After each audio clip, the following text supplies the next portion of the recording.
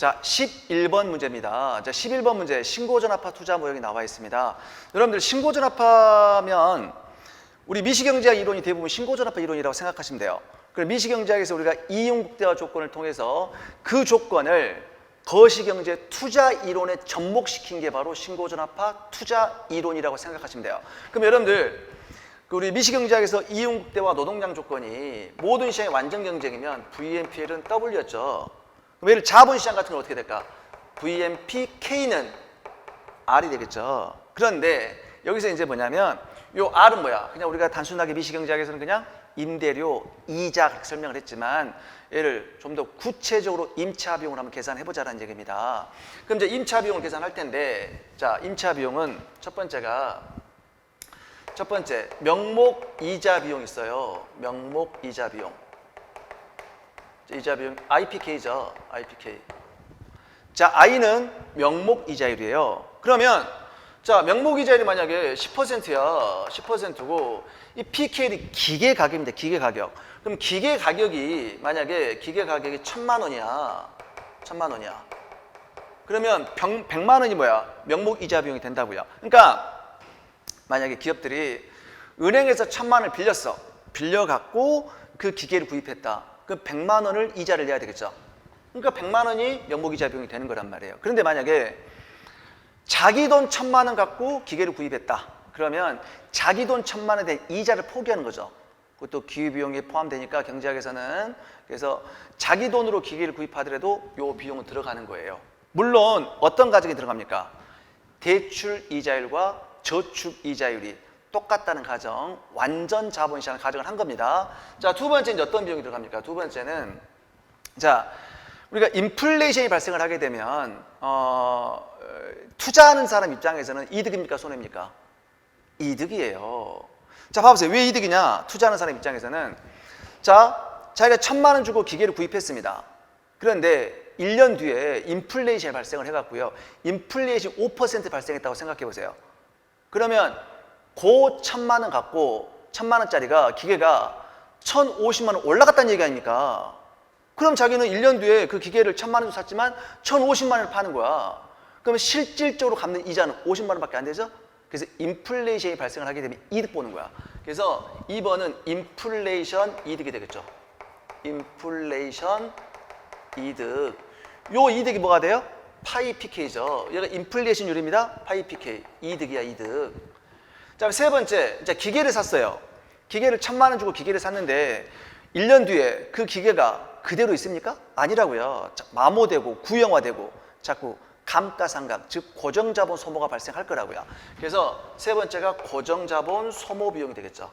고정자본 소모 비용. 여기 이제 고정자본 소모율을 스몰 델타라고 하게 되면 스몰 델타 PK.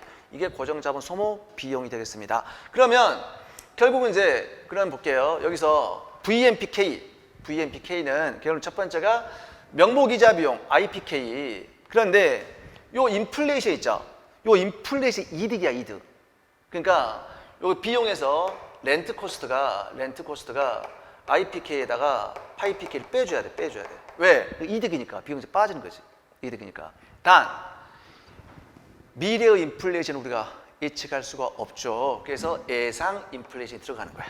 거기다가 고정자본 소모 비용 요게 들어가겠죠. 자, 그래서 요 식이 성립하게 되는데 그 다음에 또 뭐야? 두 번째는 자, 명목 이자율 빼기 인플레이션이 뭡니까? 실질 이자율이 되겠죠. 그래서 R 이렇게 바꾸는 거야. 그리고 그다음에 이제 얘는 명목 변수죠.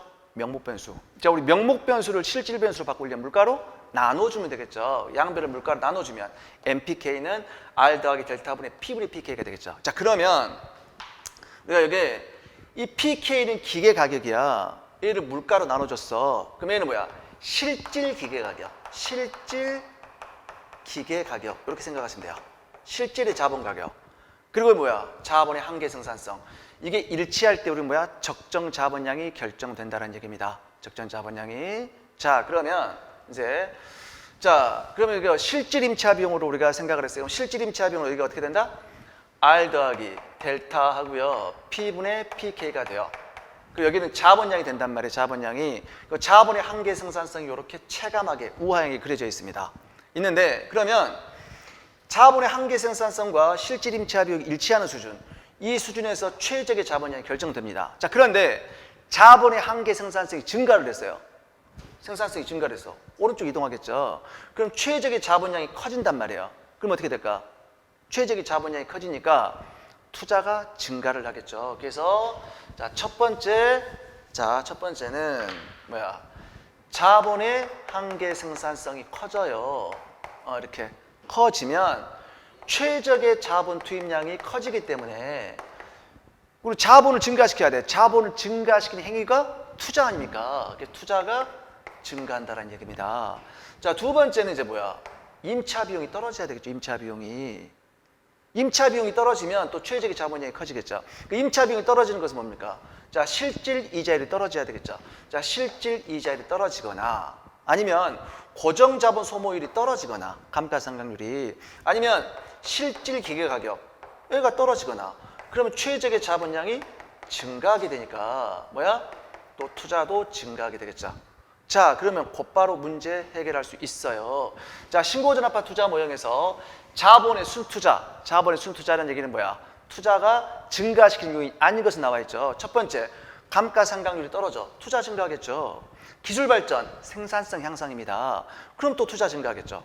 그 다음에 뭐야? 실질 이자율 하락, 맞죠? 그런데 고용량 감소, 땡이야. 자, 봐보세요. 여러분들. 아니 여기서는 지금 고용량의 말이 전혀 안 나와 있는데 아니에요. 여기도 한계 생산성에 고용량이 들어가 있어요. 자, 일반적으로 보세요.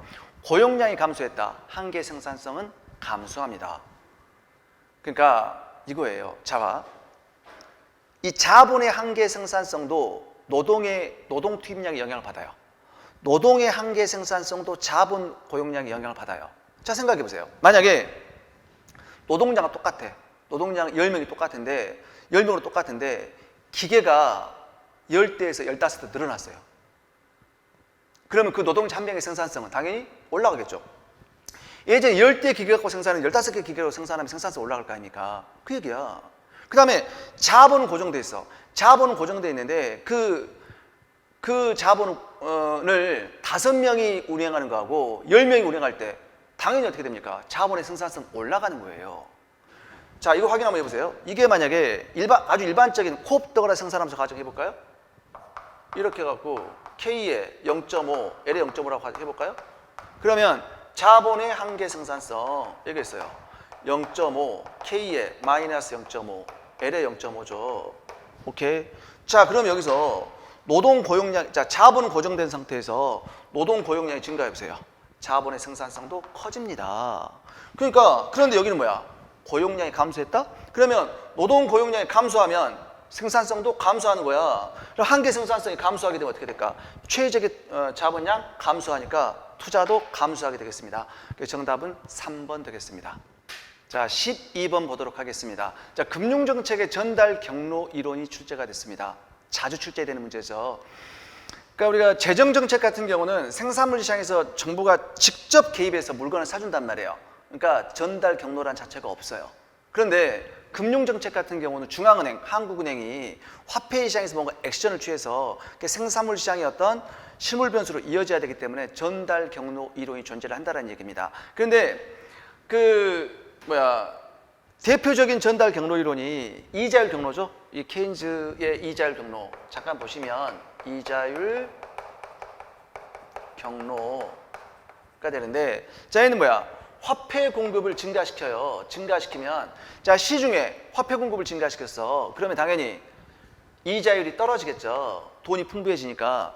이자율이 떨어지면 어떻게 됩니까? 투자가 증가를 하겠죠. 투자가 증가를 해서 총수요가 증가를 해서 결국 뭐야? 국민소득 증가로 이어지겠죠. 이어지는데 이때 결국 뭐야? 이자율을 거쳐서 생산물 시장에 영향을 미친다. 이게 대표적인 이자율 경로다. 그래서 우리 경제학에서 어떤 아무런 문제에서 언급이 없어. 그럼 무조건 이자율 경로가 가장 기본적인 어떤 정책 경로이기 때문에 이 경로를 갖고 이해를 하셔야 돼요. ISLM 이론도 케인즈학파 이론이야. 그러니까 ISLM 이론에서 마찬가지예요. 전부 다 이자율 경로 갖고 이 얘기를 하셔야 된다. 이게 이제 기본적인 대표적인 경로 이론인데, 여기 이제 보도록 할게요. 먼저 그 자산 가격 상승에 따른 부의 효과로 소비가 증가한다. 이게 누굽니까? 피구 효과죠. 자산 가격 경로, 뭐 부의 효과 그런 건데, 자 얘는 보시면 실질 잔고 경로, 피구 효과 살펴보도록 하면 중앙은행이 화폐 공급을 증가시켰어요. 그럼 실질 화폐 공급이 증가한다. 실질 화폐 잔고가 늘어난다는 얘기입니다. 그러니까 자 예를 들어서 실질 화폐 잔고가 뭐야? 실질 화폐 수요를 의미하는 거예요. 그러니까 자기가 지금 뭐 우리 거래적 화폐 수요만 있다고 가정을 해볼까요? 그럼 얘가 이렇게 있고, 자 지금 하루 그 밥값이 5,000원이야. 한 끼 식사값이 5,000원이에요. 그럼 하루 세 끼 밥을 먹어야 되니까 나는 하루에 15,000원을 가지고 다녔어요. 15,000원을 갖고 다닌다. 그러면 실질화폐 잔고는 뭡니까? 밥 3그릇이 실질화폐 잔고예요. 그런데 갑자기 중앙은행이 화폐 공급을 증가시켰어요. 그래갖고 이렇게 늘어난 거야, 이게. 늘어나갖고 얘가 2만 원이 된 거야, 2만 원이. 그럼 실질화폐 잔고가 늘어났죠. 그럼 5,000원은 나한테 필요 없는 돈이야. 그걸 처분해버려야 되겠죠. 그러면 개인의 내가 부가 올라가는 효과가 발생을 한다. 그러니까 어떻게 된다? 그게 소비 증가로 이어진다. 그러니까 실질화폐 잔고의 증가분을 처분하는 과정 속에서 소비가 늘어난다. 그래서 국민소득이 증가한다는 얘기입니다. 자, 그러니까 자, 얘 같은 경우는 이 P구는 뭡니까? 누구야? 고전학파예요. 그러니까 요 케인즈하고는 상반되는 거예요. 자, 우리가 케인즈는 뭐야? 이자율을 거쳐서 생산물 시장에 영향을 미치죠. 근데 만약에 이게 유동성 함정이 빠져 있다고 생각해 보세요. 그러면 화폐 시장이 지금 유동성 함정이 빠져 있어. 화폐 수요선이 이렇게 수평선 구간이 발생한다. 그럼 이 구간에서 화폐 공급을 증가시키더라도 금리가 떨어지지 않아요. 투자가 증가하지 않아. 이게 케인즈 생각이라고요. 그런데 P구는 그게 아니야. 아무리 유동성 함정이 존재를 하더라도 화폐 공급을 증가시키면 실질화폐 잔고가 늘어나서 소비가 늘어나는 거야. 소비가 늘어나니까 그걸 뭐야? 생산물 시장에서 IS 곡선, ISL의 비롯해서 IS 곡선 자체가 오른쪽 이동하게 되는 거예요. 그래서 완전 고용을 달성하게 된다라는 얘기입니다. 그래서 아무리 유동성 함정이 케인즈가 얘기하는 유동성 함정이 존재를 하더라도 자동으로 완전 고용 달성이 가능하다. 요게 P구죠. 그러면 결국은 자 케인즈하고 케인즈학파 계열들은 화폐 공급이 결국 이자율을 거쳐서 생산물 시장에 영향을 미치는 간접적 파급 경로로 갖는다고요. 간접적 파급 경로. 그렇기 때문에 정책의 전달 경로가 너무나 복잡하니까 정책 인조가 낮다라고 보통 얘기를 하자. 누가? 케인즈 계열의 경제학자들은. 그런데 통화주학파는 뭡니까? 아니다. 화폐 공급을 증가시키면 그게 뭐 이자율을 거치는 것이 아니라 신용 경로. 그러니까 뭐냐? 신용하면 떠오르는 게 뭐야? 대출. 그 대출로 이어진단 말이에요. 화폐 공급을 증가시키면 금리가 낮아서 소비가 늘어나는 게 아니라 금융기관들이 자금 여유가 있어. 그럼 그 돈 갖고 뭐 한다? 대출해줘. 그럼 소비 증가로 이어진다. 기업한테 대출해줘. 투자 증가로 이어진다는 얘기입니다. 그래서 이것도 마찬가지죠. 통화와 실물 자산의 직접적인 대체 관계. 그러니까 돈 풀면 그게 곧바로 소비 투자로 이어진다는 얘기야. 그래서 통화주의학파가 주장한 금융정책의 전달 경로. 이런 뭐죠? 신용 경로란 말이에요. 얘하고 일맥상통한다. 당연하죠. 왜냐하면 고전학파의 자식이 누구야? 통화주의학파야. 그러니까 통화주의학파, 프리드만 형님이 고전학파이기 때문에 일맥상통한다 이렇게 얘기입니다. 요게 바로 실질 잔고 효과죠. 그래서 자, 자산 가격 상승에 따른 부의 효과로 소비가 증가한다. 맞는 얘기고요. 그다음에 2번 토빈의 Q. 자, 토빈의 Q는 증가합니다. 그러니까 이 말 자체가 틀렸죠. 토빈의 Q가 증가를 해야 투자가 증가하는 거지. 그러니까 이 말 자체가 틀렸어. 2번이 틀린 거예요. 2번이. 한번 보도록 할게요. 자, 우리가 여기 복잡하게 지금 설명이 나와 있는데 간단하게 설명드릴게요. 자, 우리가 화폐 공급이 증가를 한다. 그럼 어떻게 될까? 화폐 공급이 증가하면 이자율이 떨어진다고요. 떨어지면 주가가 올라가죠. 주가가 올라가면 어떻게 됩니까? 토빈의 Q가 증가하죠. 그러니까 투자가 증가하는 거지. 그래서 복잡하게 돼 있는데, 자, 뭐 중앙은행 화폐 공급을 증가시켰어. 그 민간부로 화폐 보유가 늘어나. 그러면 화폐가 이제 많아졌으니까 요거 갖고 이제 어떻게 된다? 화폐가 너무 많으니까 요거 갖고 이제 채권 투자하는 거야. 그럼 채권 투자를 막 채권을 사. 채권을 사면 채권 가격이 올라가겠죠.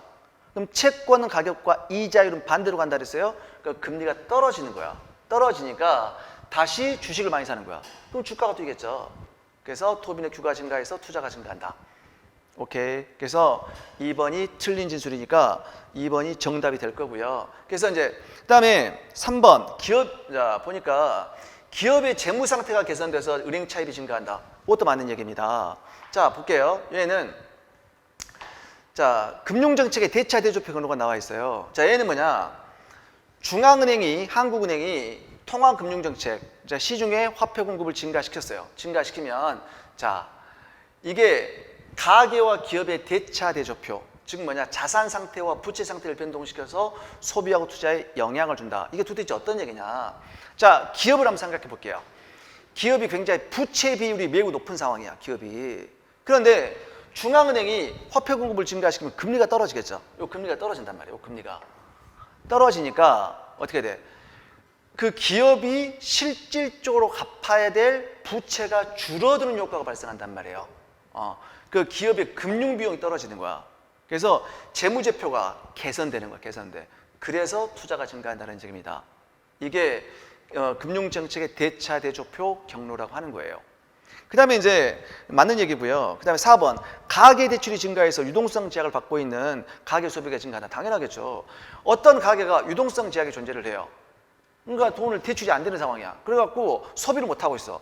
근데 중앙은행 화폐금을 딱 증가시켜. 그럼 그게 대출로 이어지겠죠. 그러면 유동성 제약에 처해 있는 가계가 대출 받아서 소비 증가로 이을 수가 있겠죠. 그래서 4번도 맞는 얘기. 정답은 틀린 진술, 2번이 틀린 진술이 되겠습니다. 자, 13번 문제 보도록 하겠습니다. 테일러 준칙이 나와 있어요. 자, 매년 출제됩니다. 매년. 굉장히 중요하죠. 테일러 준칙. 자, 일단 테일러 준칙 간략하게만 설명 좀 드리고 이제 문제로 접근하도록 할게요. 자, 우리가 테일러 준칙은 이제 목표, 명목, 정책금리 이렇게 나와 있고요. 그 다음에 일단 뭔가 상수항이 일단 존재를 해요. 존재를 하고 그 다음에 뭐야? 실제 인플레이션율이 여기 있고요. 그 다음에 그러니까 B 있고 그 다음에 파이 빼기 파이 스타. 자, 여기서 이 파이는 뭐야? 인플레이션율이고요. 파이 스타는 목표 인플레이션율이야. 그 다음에 여기가 C가 있고 여기가 이제 뭐야? GDP 갭. 그러니까 실제 국민소득 그다음에 자연국민소득, 실제에서 자연을 뺀 거, 요걸 GDP 갭이라고 한다고요. 자, 그러면 간략하게 설명드리면 여기서 자 인플레이션율이 올라가면 정책금리를 끌어올리라는 얘기예요. 그렇죠. 우리가 인플레이션이 올라가면 정책금리 끌어올리는 이유는 뭐다? 우리가 보통 기준금리를 인상한다 나오죠? 그럼 인플레이션이 올라간다. 그러면 기준금리를 끌어올리란 말이에요. 올려서 시장을 억제를 해야 돼. 기준금리가 올라가야, 금리가 올라가야 소비하고 투자가 줄어들어서 물가를 안정시킬 거니까. 그래서 앞에 플러스가 나와 있고요. 그 다음에 두 번째는 마이너스 붙어 있죠. 목표 인플레이션이 마이너스가 붙어 있어요. 그러면 목표 인플레이션, 중앙은행이 정한 목표 인플레이션이 올라갔어. 그럼 금리는 떨어진다는 얘기예요. 낮춘다는 얘기예요. 왜 그럴까? 목표 인플레이션이 올라갔다는 얘기는 중앙은행이 아주 높은 인플레이션까지 감내하겠다는 얘기죠. 그러니까 봐주겠다는 얘기야. 높은 인플레이션까지 봐주겠다는 얘기니까 금리를 낮춰도 돼요. 그래서 반대로 움직인다는 얘기입니다. 두 번째, 요게 이제 플러스 관계 있다. 그럼 실제 국민소득이 자연을 벗어났다는 얘기 아닙니까? 경기가 과열됐어. 경기를 억제하기 위해서 뭐야? 금리를 올려야 되는데 여기서 아주 중요한 사실 하나 설명 좀 드릴게요. 자, 여러분들 화폐 수요는 명목 이자율 함수입니다. 투자는 실질 이자율 함수예요. 실질 이자율. 그렇죠? 그래서 우리 아까 신고전환파 투자 이론에서 살펴봤죠. 투자를 결정하는 것은 실질 이자율을 결정하는 거예요. 그러면 중앙은행이 뭔가 금리 조절을 통해서 뭐한다? 실질 변수에 영향을 미치기 위해서는 뭐야? 실질 이자한테 자극을 줘야 된다는 얘기예요. 그런데 실제로 중앙은행이 결정하는 금리는 명목금리입니다. 중앙은행이 실질까지 조정할 수 없어. 중앙은행이 어떻게 뭐 인플레이션까지 다 감안해서 조정할 수 없어요. 그러면 자, 인플레이션이 발생을 했을 때 중앙은행이 결국은 테일러 준칙에 의하면 명목금리 조절을 통해서 실질 금리한테 영향을 줘야 된다는 얘기예요. 자, 중앙은행이 건드릴 수 있는 것은 뭐라고? 명목금리입니다. 실질 금리가 아니에요. 그런데 실물 시장에서는 실질 금리의 영향을 받아. 그러면 중앙은행은 결국 뭐다? 명목금리 자극을 통해서 실질 금리한테 영향을 줘야 된다는 얘기예요. 그러면 우리가 실질 이자율은 명목 이자율 빼기 인플레이션율이죠. 그런데 만약에 인플레이션율이 1%포인트 올라갔어.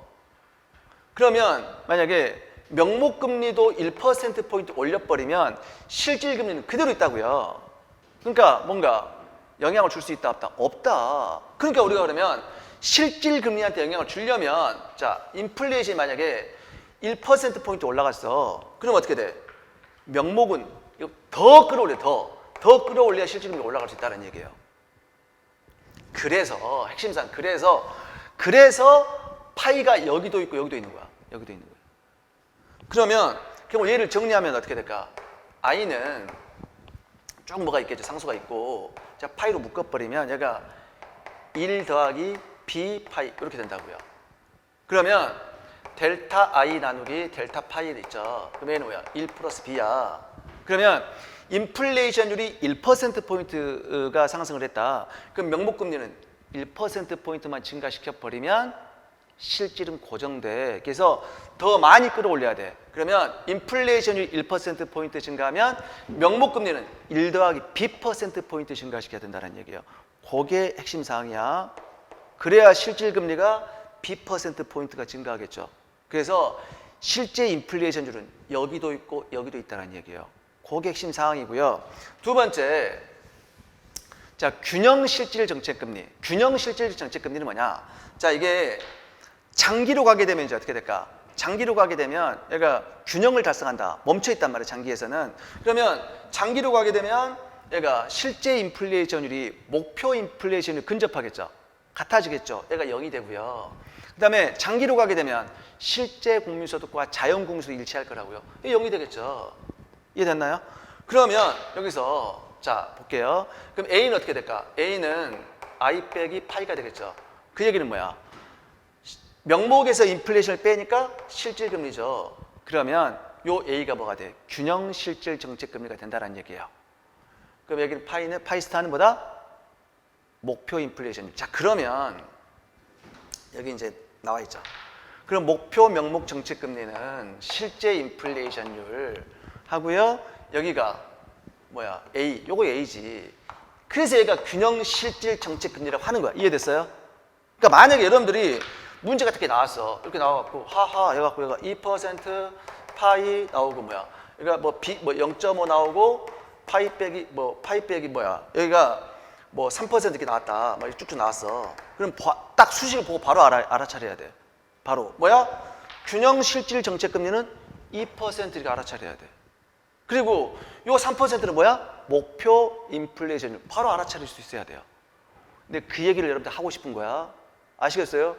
자, 그 다음에 이게 산출 갭 나와 있고요. 이거 산출 갭이 요거 산출 갭이야. GDP 갭 나와 있고, 요 인플레이션 갭 나와 있죠. 인플레이션 갭은 뭐야? 실제 인플레이션에서 목표 인플레이션 뺀 거라고요.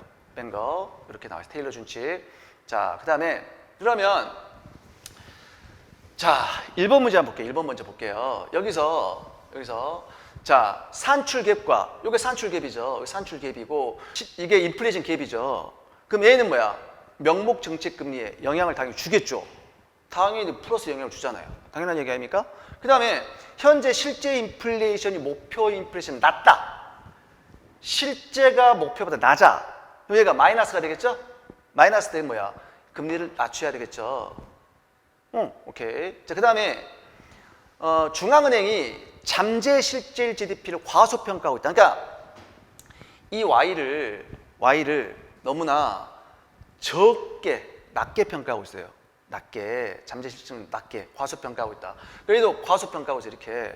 그럼 얘가 뭐야? 얘가 자 봐보세요. 그러면 이 아이가 이게 낮아지면 커지는 거 아닙니까? 낮아지면 마이너스부터 커지는 거 아니야? 그러니까 이 금리는 올라가야 되겠죠. 그래서 목표 잠재 실질 지표를 과소평가하고 있다면 명목금리는 적정 수준보다 더 과하게 높게 결정되겠죠. 낮게가 틀렸네. 그래서 얘는 3번이 틀린 진술이 되겠죠. 그 다음에 4번 균형 실질 정책금리. 자 보세요. 요게 균형 실질 정책금리라 해서 A가 너무나 실제보다 과대평가돼 있다. 그러면 목표 명목 정책금리도 적정보다 더 높은 수준이 결정되겠죠. 정답은 3번이 되겠습니다. 자, 14번 보겠습니다. 14번은 이제 이자율의 기간구조. 최근에 또 계속 출제되고 있는 문제죠. 이자율의 기간구조. 자, 이자율의 기간구조는 우리가 기대이론과 유동성 프리미엄 이론, 또 최근에 나와 있는 것도 분할시장 이론이라는 게 있어요. 세 가지로 나눠지는데 먼저 기대이론 먼저 살펴보도록 할게요. 먼저 우리 이론적 내용을 살펴보고 요 하나하나의 지문들을 해결하도록 하겠습니다. 자, 먼저 기대이론. 자, 기대이론은 장기 채권 이자율. 장기 채권 이자율은 매 기간, 그 기간을 구성하는 현재의 단기 이자율, 그리고 매 기간의 어떤 단기 이자율들의 평균값, 기대치 평균값이다. 이게 결정된다. 그 다음에 또 아주 강한 가정이 들어가 있죠. 모든 채권은 만기와 상관없이 모두 채권은 완전 대체 관계 있다라고 가정을 합니다. 그래서 T기에서 만기 N년의 채권 이자율은 이렇게 쓰게 된다. 그러니까 이게 뭐냐면, 자, T기라는 것은 0이면 현재입니다. 그럼 얘는 뭐야? 현재의 1년 만기 채권 수익률이에요. 1년 만기 채권 수익률이고, 그럼 얘는 이렇게 쓰면 현재의 2년 만기 채권 수익률, 자, 이렇게 쓰면 현재의 3년 만기 채권 수익률이에요. 그럼 만약에 이렇게 쓰면 얘는 1년 뒤야. T기 1년 뒤에 1년 만기 채권 수익률이에요. 그럼 이렇게 쓰면 1년 뒤에 2년 만기 채권 이렇게 되는 거야. 만약에 이렇게 쓰면 2년 뒤에 1년 만기 채권 수익률 이런 거란 말이에요. 그러면 자, 그래서 그 기간을 구성하는 단기 이 채권 수익률의 평균값이 장기 채권 수익률을 결정하게 된다라는 얘기인데, 자, 보도록 할게요. 이런 수익이 성립하죠. 그럼 어떤 얘기냐? 만약에 미래의 이자율은, 미래의 채권 이자율은 우리가 알 수가 없어요. 그럼 먼저 현재의 2년 만기 채권 수익률은 뭐다? 현재의 1년 만기 채권 수익률 하고요. 더하기, 자, 1년 뒤에 1년 만기 채권 수익률. 자, 그런데 1년 뒤에 1년 만기 채권 수익률 우리가 알 수가 없죠. 그러니까 얘는 기대치입니다, 기대치. 요 녀석의 평균값이 된다는 얘기, 평균값이. 이렇게 된다는 얘기예요. 요게 이제 뭐가 돼? 기대 이론이 된다는 얘기입니다. 그 도출 과정은 우리가 생략해도 되고요. 이렇게 해서 계산 문제 푸시면 되는 거예요. 푸시면 되는데, 자, 지금 여기는 이제 n년까지니까 n으로 나눈 거예요. 나눈 거고, 자, 그러면 먼저 예를 들어 한번 들어볼까요? 만약에, 자, 현재 만약에 1년 만기 채권 수익률이 만약에 얘가 3%라고 합시다.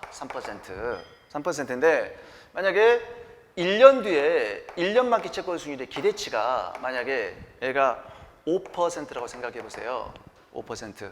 자, 그러면 현재의 2년 만기 채권 수익률은 자, 5 더하기 3의 평균값이니까 4%가 되겠죠. 자, 그런데 1년 뒤에 1년 만기 채권 수익률의 기대치가 만약에 3%야. 3%. 그러면 현재의 2년 만기 채권 수익률의 2년 만기 채권 수익률은 3% 되겠죠. 이거의 평균값. 근데 만약에 1년 뒤에 1년 만기 채권 수익률의 기대치가 1%야. 그러면 3 더하기 1, 4죠. 그걸 2로 나누면 현재의 2년 만기 채권 수익률은 2%가 되겠죠. 이렇게. 자, 그럼 여기서 알 수 있는 게, 자 보세요. 여기는 뭐야? 만기야, 만기.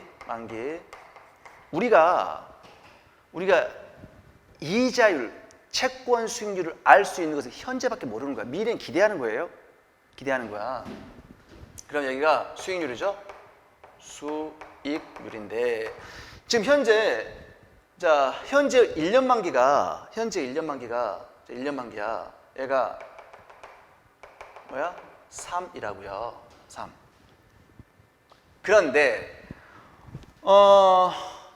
1년 뒤에 1년 만기 채권 수익률이, 자, 여기 나와 있죠. 미래의 1년 만기 채권 수익이 상승할 것이라고 예상을 하게 된다. 그러니까 여기서 3에서 5로 상승할 것이 예상이 된다. 그럼 현재의 2년 만기 채권 수익률은 4%가 되겠죠. 얘가 4%가 되는 거야, 4가.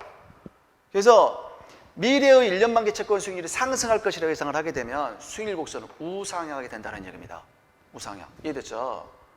그런데 불변이라고 예상을 하게 된다. 1년 뒤에 1년 만기 채권 수익률의 기대치가 3%야. 똑같아. 그럼 뭐야? 현재의 2년 만기 채권 수익률도 3%겠죠. 이때는 수평이 되겠죠. 그런데 미래의 1년 만기 채권 수익률이 하락할 것이라고 예상을 하게 된다. 1%로 하락을 해요. 그러면 현재의 2년 만기 채권 수익률은 2%겠죠. 2% 이렇게. 그래서 우하향하겠죠. 그래서 자, 상승을 예상하면 우상향, 불변 수평, 그다음에 하락 예상 우하향하게 된다. 그러니까 이게 별거 아니에요. 그 뭐냐? 요걸 배우죠. 평균값이 뭘 결정한다? 장기 채권 수익률을 결정한다. 그러면 자, 미래가 올라갈 것이라고 예상이 된다. 그럼 어떻게 돼요? 한계값이 평균값보다 크죠? 그럼 평균을 증가시킬 거 아닙니까? 그 얘기야. 이때는 한계가 평균보다 작으면 평균을 감소시킬 것이다. 그 얘기야, 그 얘기. 예, 그 논리와 똑같다는 얘기입니다. 자, 그래서 이게 이제 기대 이론이에요. 기대 이론. 이론인데 유동성 프리미엄 이론. 자, 얘는 뭐냐? 일반적으로 여러분들 단기 이자율하고 장기 이자율 중에 누가 더 높습니까? 장기 이자율이 높죠. 여러분들이 이제 돈을 빌려준 사람 입장에서, 그러니까 뭐 채권자 입장에서 내가 1년 동안 돈을 빌려줘, 5년 동안 돈을 빌려줘. 당연히 기간이 길어질수록 뭐한다? 인플레이션의 위험. 내가 더 장기간 동안 돈을 빌려준 대가 그만큼 더 프리미엄을 요구할 수밖에 없다는 얘기입니다. 그러니까 만기가 길어질수록 더 프리미엄을 요구한다. 그게 유동성 프리미엄 이론입니다. 그래서 투자자들은 유동성을 선호해. 유동성 빨리빨리 현금화를 선호한단 말이야. 그러니까 만기가 긴 채권일수록 장기간 투자한 대가로 더 추가적인 프리미엄을 요구한다. 그런데 만기가 길어질수록 유동성은 떨어지죠. 그 내가 5년 동안 돈을 내가 쓸 수가 없어. 10년 동안 돈을 쓸 수가 없어. 그러면 당연히 만기가 길어질수록 유동성은 작아질 수밖에 없어요. 그럼 당연히 프리미엄도 더 높은 금리를 요구하겠죠. 유동성 프리미엄은 더 커지는 거야. 그래서 여기에다가 기대 이론에다가 유동성 프리미엄, 리스크 프리미엄을 추가로 하게 되면 얘가 뭐가 돼?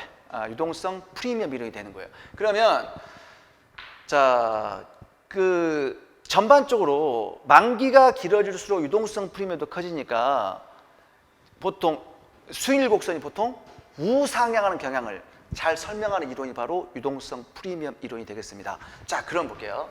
그러면 만약에 기대 이론의 수익률 곡선이 우하향이에요. 이렇게 기대 이론이 우하향이에요.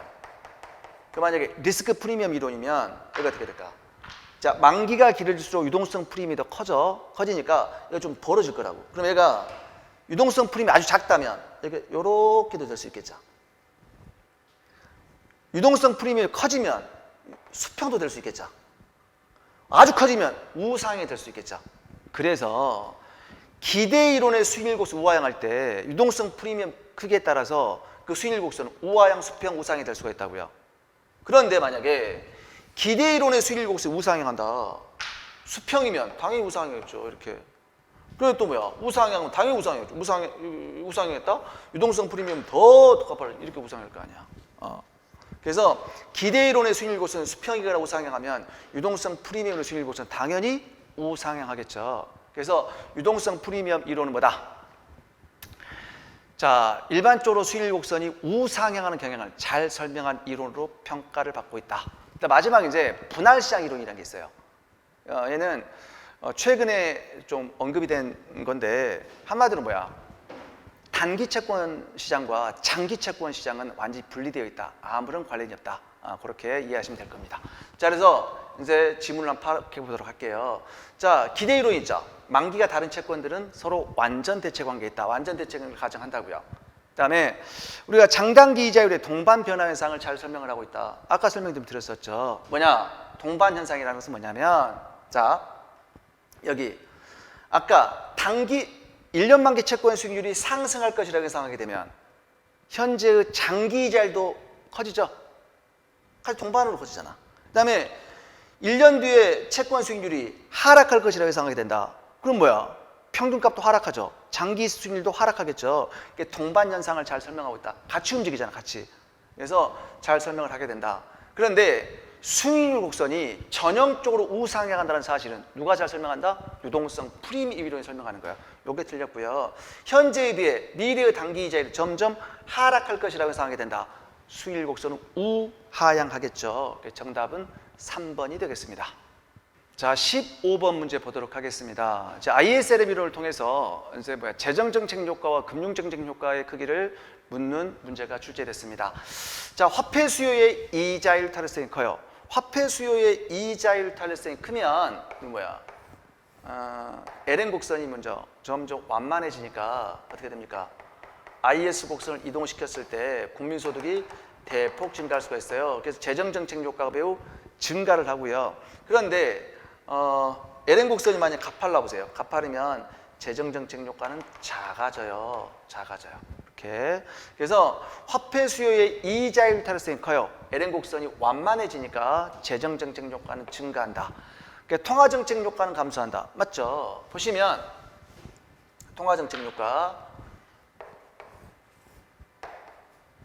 통화정책 효과는 자 IS 곡선이 이렇게 우하향하게 되는데, 자 LN 곡선이 이렇게 오른쪽 이동해요. 그런데 화폐 수요의 이자율 탄력성이 커요. 그럼 LM이 완만해지겠죠. 완만해지니까 국민소득은 찔끔 늘어나요. 그런데 동일하게 LN 곡선이 오른쪽 가는데 LN 곡선이 가팔라 보세요. 국민소득은 더 대폭 늘어나겠죠. 그래서 자 화폐 수요의 이자율 탄력성이 클수록 통화정책 효과는 작아집니다. 맞는 얘기고요. 자 그런데 이게 예전에 공인회계사에서 한번 출제가 됐던 문제인데 이 지문 대부분 이 지문 갖고 여러분들이 혼동했을 거예요. 화폐 수요의 소득 탄력성 얘는 반대로 움직이는 겁니다. 반대로. 자 제가 간략하게 설명드릴게요. 간략하게. 자 보세요. 자 우리가 실질화폐 수요함수가 자 국민소득의 증가함수 그리고요. 자 이자율의 감소함수죠. 오케이. 그리고 자 실질화폐 공급은 이렇게 P분의 M0 이렇게 나와 있죠. 그러면 자 우리 화폐 시장을 균형시키는 이자율과 국민소득의 조합을 연결한 게 뭐가 돼? LM 곡선이죠. 그럼 LM 곡선은 요거 어떻게 연립해서 풀면 우리 LM 곡선 방정식 다음 기하고 있어요. R은 마이너스 PH분의 M0 더하기 H분의 KY가 돼요. 이거죠. 자, 그런데 보세요. 그러면 자, 얘가 RY 할 때 자, 이렇게 LN 곡선은 이렇게 가게 돼요. 물론 마이너스는 의미가 없지만 제가 그림 그렸어요. 그럼 요 좀 봐보세요. 요 점이 이제 마이너스 PH분의 M0고요. M0고 여기는 어떻게 됩니까? PK분의 M0가 돼요. 여러분들 한번 계산 한번 해보세요.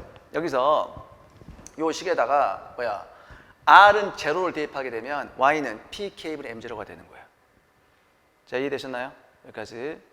자, 그러면 여기서 자, 여기까지 이해됐죠? 자, 그러면 제가 지금 요거 암기되셨죠? 지울게요. 그럼 제가 두 가지 방면을 설명해 드릴 거예요. 첫 번째가 K가 동일해. 자, K는 화폐 수요의 소득 탄력성입니다. KY 빼기 HR 소득 탄력성이야. 자, K가 동일한 상황이고 H가 달라. H가 상이한 상황이야. 그러면 여기서 자, 잘 보세요.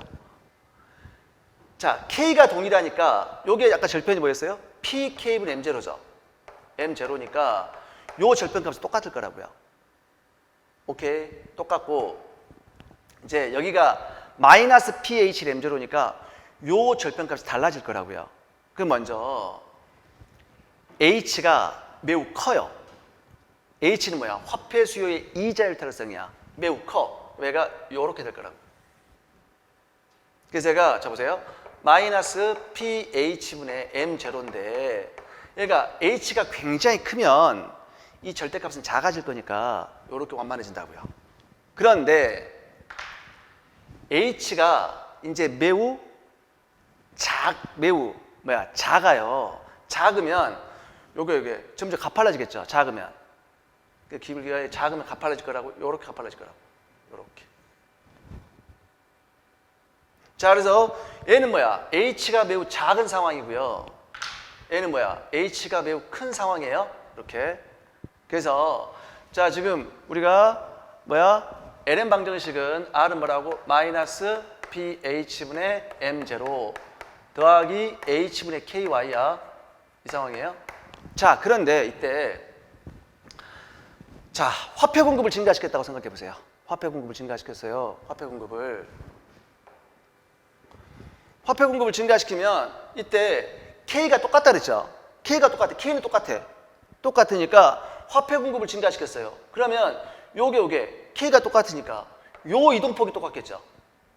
이해되셨나요? K가 똑같으니까 화폐 공급을 증가시키면 이게 우측 이동폭이 똑같아진다고요. 그런데 H가 다르니까 하방 이동폭은 달라진다고요. 그러니까 K는 똑같은 상황에서 H만 다른 상황이야. 그 상황에서 화폐 공급을 증가시키면 어떻게 된다? 오른쪽 이동폭이 똑같아진다는 얘기예요. 그러면 자, 이 녀석은 이렇게 이동하겠죠. 요렇게 이동할 거예요. 자, 가팔은 얘는 어떻게 이동해? 요렇게 이동할 거라고. 요렇게. 이해되셨나요? 자, 그래서 첫 번째 머릿속에 기억하세요. 자, 지금 K가 동일한 상황에서 H가 달라.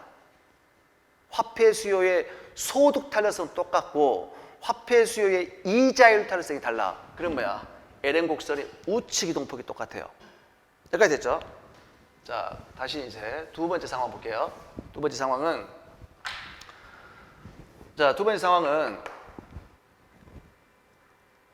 자, H가 동일해요. H가 동일하고요. K가 상이한 상황이에요. K가 상이. 그러면 자, H가 똑같으니까 이게 똑같겠지, 얘가. 마이너스 pH분의 m0가 똑같겠죠. 근데 K가 달라. 그럼 먼저 완만한 상황. 이런 상황. 여기가 이제 pK분의 m0죠. 그러면 얘는 매우 완만해. H가 매우 작은, K가 매우 작은 상황이죠. 이해됐어요? K가 매우 작은 상황이야. 그런데 K가 작으니까 이게 절편이 크겠죠. 그런데 H는 동일하니까 요 절편값이 똑같겠죠. 똑같은데 K가 큰 상황, K가 크면 ln 곡선의 길을 가파르겠죠. 요렇게 되겠죠. 이해됐나요? 그러니까 K가 크면 절편값 작아지니까 얘는 K가 매우 큰 상황이야. 자, 이때 통화량을 증가시키면 K가 서로 다른 상황이니까 요 절편값은 이동폭이 달라져요. 무엇이 같아지? 이게 같아질 거라고. 하방 이동폭이. 그 화폐 공급을 증가시키잖아요. 이 절대값이 커지니까 작아지니까 하방 이동할 거라고요. 그러면 K가 상이하고 H가 동일한 상황에서 화폐 공급을 증가시키면 ln 곡선의 하방 이동폭이 똑같아요. 그래서 얘가 어떻게 이동해? 요렇게 이동할 거라고. 요렇게 이동하고 이 노란 선은 이렇게 이동할 거란 얘기입니다. 하방 이동폭이. 이해됐죠? 자, 그러면 자, 첫 번째 보세요. 아까 화폐 수요의 이자율 탄력성 갖고 물어보는 거야. 이때는 무엇이 똑같아? 오른쪽 이동폭이 똑같아요. 그러면 얘가 오른쪽 이동폭이 똑같아. 그럼 이럴 때 ln 곡선이 완만하면 국민소득은 찔끔 늘어나. ln 곡선이 가파를수록 금융정책 효과는 커져요. 이건 이해되셨죠? 자, 그런데 K가 다른 상황이야. K. 자, 이때는 하방 이동폭이 똑같은 거야. 그러면 자, IS 곡선이 이렇게 있어요. 그럼 화폐 공급을 증가시켰어. 그럼 하방 이동폭이 똑같은 거야. 이럴 때는 ln 곡선이 완만할수록 금융정책 효과는 커지는 거예요. 가파르수가 아니란 말이에요. 하방 이동폭이 똑같으니까. 만약에 ln 곡선이 완만해 보세요. 국민소득은 이렇게 이 점에서 대폭 증가를 해요. 그런데 하방 이동폭이 동일한 상황에서 ln 곡선이 가팔라 보세요. 그럼 얘가 이렇게 될 거라고. 국민소득은 찔끔 늘어난다고요. 이해됐죠? 오케이. 그래서 이해를 했잖아. 이해를. 그럼 뭐 해야 돼? 암기하셔야 됩니다. 암기하셔야 돼요. 암기하셔야 돼요. 그래서 어떻게 해라. 그러니까 일단 LM 곡선이 완만할수록 재정 정책 효과가 크다라는 것을 다 알죠. 그것은 IS로 움직이는 거니까. 근데 문제는 금융 정책이 문제가 되는 거 아닙니까? 금융 정책이. 그래서 어떻게 된다? 얘가 이렇게 외워. H가 작을수록 작을수록 이제 어떻게 됩니까? 그때는 LM이 가파를수록이죠. 작으면. 가파르면 뭐 한다? 우측 이동폭이 똑같아. K가 작을수록. 자, K가 작다는 얘기는 뭐야? 이때는 하방 이동폭이 똑같아. 그러면 K가 작을수록 완만할수록 정책 효과가 커. 그래서 얘가 금융 정책 효과는 커진다. 이렇게 이해하시라고요. 그래서 어떻게 된다? 어떻게 암기해? 핵심 포인트야 이거. 핵심 포인트 뭐라고? 무조건 작아질수록. 자, 둘 다 작아질수록 금융 커져. 암기하시면 돼요. 둘 다 작아질수록 금융 정책이 커져요. 그러니까 화폐 수요의 소득 탄력성이 크다. 그럼 어떻게 돼? LM은 가팔라. 재정 정책 효과 작아져요. 작아지는데 통화 정책 효과 또 작아집니다. 주의하세요. 작아질수록 커지니까 2번이 틀린 진술이 되겠어요. 2번이. 그 다음에 한계 소비 성향. 요것도 보세요. 자, 우리 한계 소비 성향이 커져요. 커지면 뭐 한다? 승수가 커져. 승수가 커지죠. 승수가 커지기 때문에 자, 우리가 IS 곡선에 이렇게 뭐야? 우측 이동폭이 뭐야? 승수 효과 아닙니까? 그런데 문제는 이 승수는 또 어떻게 돼요? IS 곡선의 기울기는 승수의 역수죠. 승수가 커지면 IS 곡선이 완만해져요. 그러니까 자, 이렇게 해갖고 LM 곡선이 이렇게 있는데 IS 곡선이 오른쪽 가요. 그런데 가파르면 구축 효과는 작아지죠. 얘가 완만하면 구축 효과가 커져요. 그러니까 승수가 커지면 IS 곡선이 완만해져요. 완만해지기 때문에 그러면 구축 효과는 커져요. 커져. 자, 승수 커져요. 그러면 얘가 구축 효과 커져요. LM 곡선이 완만해지니까. 근데 구축 효과 커지는 것은 재정 정책 효과를 작게 만들어요. 그렇죠? 그런데 문제는 자, 이게 승수가 커지면 IS 곡선이 완만해지는 맞아. 그런데 요 이동폭이 커져요. 이게 승수 효과니까. 이동폭이 커져. 이동폭이 커지는 것은 뭐 한다? 재정 정책 효과를 크게 만들고 완만해져서 구축 효과를 크게 하는 것은 재정 정책 효과를 작게 만들죠. 두 가지 효과가 동시에 존재하게 되는데 IS 곡선의 우측 이동폭 효과가 더 크단 말이에요. 그러니까 재정 정책 효과도 커지는 거예요. 그래서 재정 정책 효과도 커진다. 그다음에 세 번째, IS 곡선이 완만해지니까 금융 정책 효과도 커진다. 이것도 암기하셔라. 그래서 무조건, 자, 앞으로 무조건 승수가 커진다. 승수가 커지면 재정 정책 효과도 커지고 금융 정책 효과도 커지고 구축 효과도 커진다. 이렇게 정리하시면 돼요. 또 아까 어떻게 된다? 자, 금융 정책 효과 할 때 K가 작을수록 H도 작을수록 금융 정책 효과가 커진다. 그렇게 정리하시면 돼요. 그다음에 투자의 이자 일탈성이 작다. 투자 수요의 이자 일탈성이 작다라는 얘기는 뭡니까? IS 곡선이 매우 가파르다는 얘기죠. IS 곡선이 가파르면 재정 정책 효과는 커지고 금융 정책 효과는 감소하겠죠. 정답은 자, 뭐가 된다? 2번이 지금 틀린 진술. 정답은 2번이 되겠습니다. 자, 16번 문제 보도록 하겠습니다. 16번 문제는 이제 ISLM을 통해서 어떤 지금 물가가 상승했을 때 정부 지출이 또 증가를 했고 물가가 이렇게 상승을 했을 때 균형소득과 이자율의 변화를 이렇게 연결한 것은 단순하게 더하기 빼기 계산 문제입니다. 식만 복잡할 뿐이지. 자, 그래서 어떻게 주어졌냐? 소비함수가 주어져 있고요. 자, 소비함수는 처분 가능소득 증가함수죠. 그 다음에 투자함수는 뭐야? 이자율의 감소함수죠.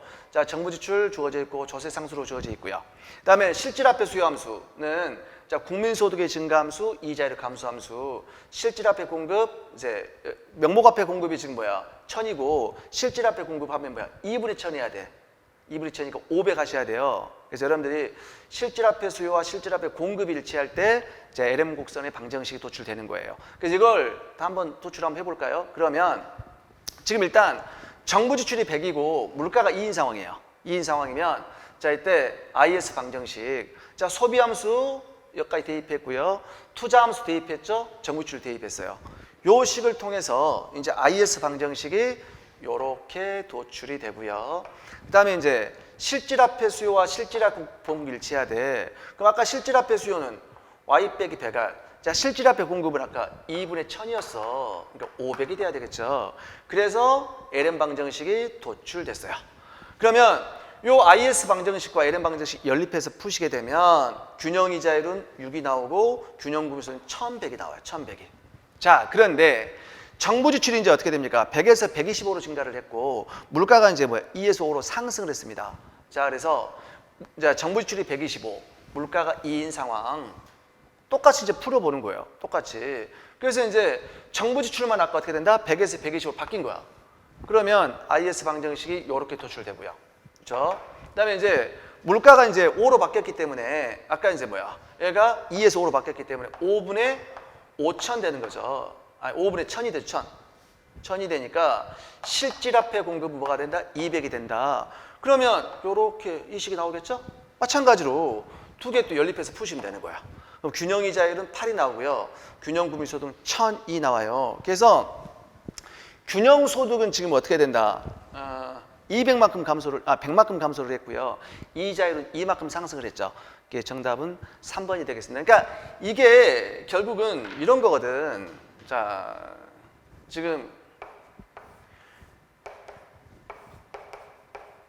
이렇게 있는데 지금 균형 소득은 어떻게 됐어? 감소를 했죠. 감소를 하고 이자율은 뭐가 됐어? 이자율은 상승했죠. 그러면 여기가 균형인데 균형에서 이자율은 뭐했어? 상승을 했죠. 그러니까 이걸 보면 이렇게 보시면 이자율은 상승했기 때문에 위로 올라갔겠죠. 소득은 뭐한다? 감소했으니까 이렇게 갔겠죠. 요 정도 되겠네요. 요 정도 이렇게. 요 정도로 뭔가 균형점 이동을 했다. 이렇게 이렇게 되시면 돼요. 그래서 균형 소득의 변화량은 마이너스 100, 이자율의 변화량 2 이렇게 이해하시면 됩니다. 정답은 3번이 되겠습니다.